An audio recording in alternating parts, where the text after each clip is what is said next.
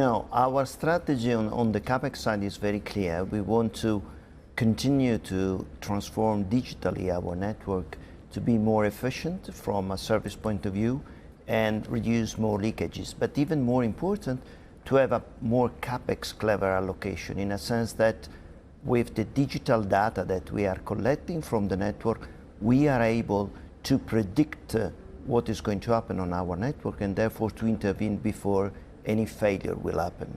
So it's going to be like predictive maintenance that has never been applied to the network, I mean, not in my knowledge.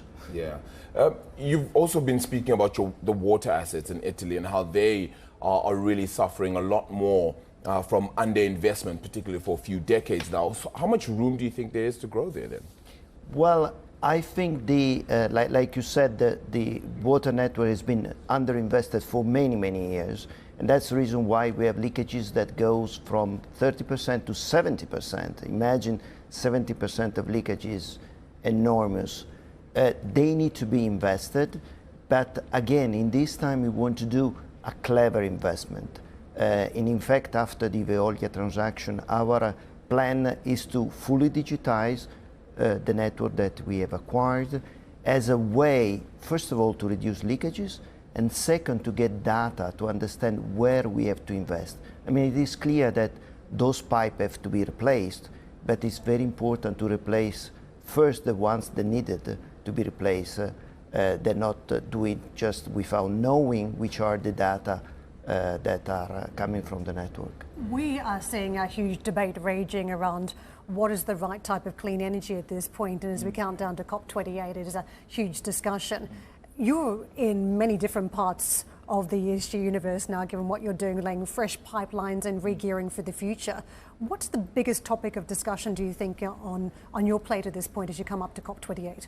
Well, you know, recently there has been a little bit of change in the view of the future of the energy transition, in a sense that people are realizing after the COVID and moreover after the Ukraine war that we need everything if we want to reach the target that I mean the European Union, where all the states have put as to reach like 2050 CO2 net zero. It's extremely important that all the levers that you have are used, and gas infrastructure are essential to reach that target, because today we are moving around natural gas, but tomorrow we will have biomethane, clean hydrogen that will be used to decarbonize the system. So it's extremely important that infrastructure are ready to accept different kind of gases in blending situation. How friendly do you think the funding environment is for that message at this point as you're trying to lay fresh pipelines across Europe? Well, you know, people are changing their mind. So I think that the more that we are getting into facts and the more the people will convince that the reality is a technical reality. I'm not talking about from a political or ideological point of view. It's a technical reality. For an energy system complex as it is our energy system, you need everything. In particular, you need infrastructure that are able to balance the rigidity of the renewable. The more renewable you put in the system and the more system is becoming rigid, you need something else to give the flexibility back to the system to match demand and offer. And that is provided by gas infrastructure. Hi, I'm Joanna Bersecci, and thank you for watching. You can check out more of our videos by clicking on the boxes on the screen.